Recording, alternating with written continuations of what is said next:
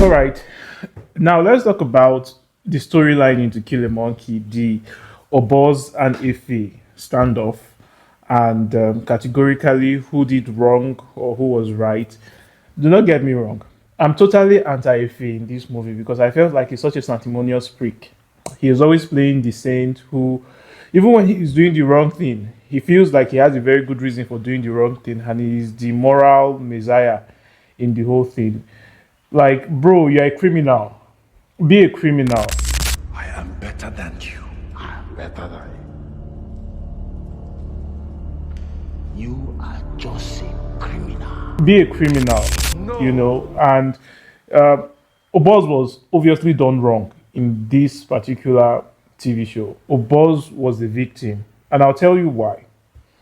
As at the time when if he was at his lowest and he met Oboz in that restaurant, I mean, there's nothing about that setting that screamed that Oboz was a that Oboz was actually a good person. Everything about him, the setting, the people around him, you obviously know. You do not need a soothsayer to tell you that Oboz is into some illegal shit. And you were so desperate because you obviously was a pauper and you came back and say, "Oh, Oboz, anything I'll do." And then Oboz tried to prepare your mind. Can I trust you, nigga? Like, can I trust you? And you're like, "Yeah, you can trust me. You can trust me." And even though he gave you small money then, he invited you to his home, took you to his business, and he clearly told you, I have the front business and the back business. And this is the front business. If you knew that your morality is so high that you cannot bear to do some illegal shit, you could have stopped in there to say, "So, no, bro, I do not want to know your back business. Just give me a supervisor, or maybe they'll give you like a 300,000 naira salary. It'll be enough for you to pay your debt and take care of your family." But you still insisted that he showed you his bad business. After showing you his bad business, that's when you now had to develop some moral code to know that you can't do this shit.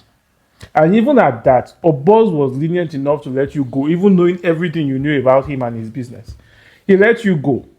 And obviously, life hit hard on you, and you have to come back to meet Oboz and say, "Oboz, oh yeah, I'm ready now to do this thing." And then you sold him on your AI project and the rest. And obviously, 4 years later, you made a shit ton of money, to enjoy yourself, to be wearing a 33 million naira Rolex, still thinking that you are somehow the saint, you are somehow the one that has the moral code. That's bullshit, by the way.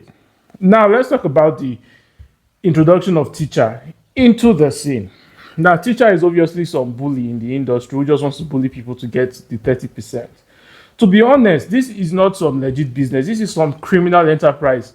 Oboz is a criminal boss. And in the criminal world, you do not come to shake a criminal of his own business without expecting some fight back, which Oboz did rightly.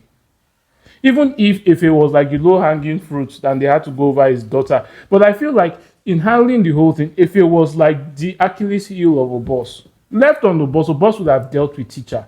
And if you think I'm lying, at the end of the story, it was said that Teacher tried this bullshit with some other bad guys. And what did they do? He was hanging off the top of a high rise. They killed him like a chicken. Which means Teacher was not all that. He's just a man, he's just a bully. And which could have been done easily by our boss if Efe was not being the sanctimonious prick that he is. And that's betrayal sin, man. A man calls you brother, like in the famous lines of Chino Achebe in Things Fall Apart. This man calls you brother, do not have a hand in his death.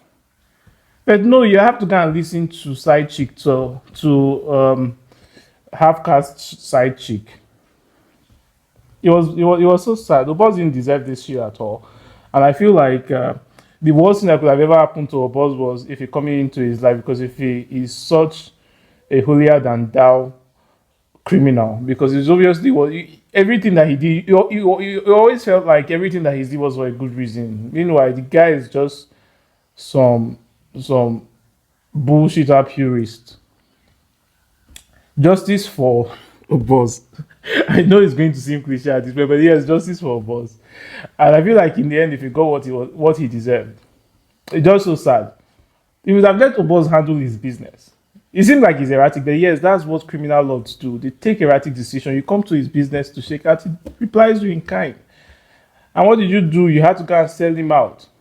And I actually felt like if it was so stupid that he didn't know that him trying to have a hand in OBOZ death was him exchanging one handcuff for a bigger handcuff. Because you think that teacher was going to be as lenient as OBOZ when it comes to you trying to challenge him on some issues.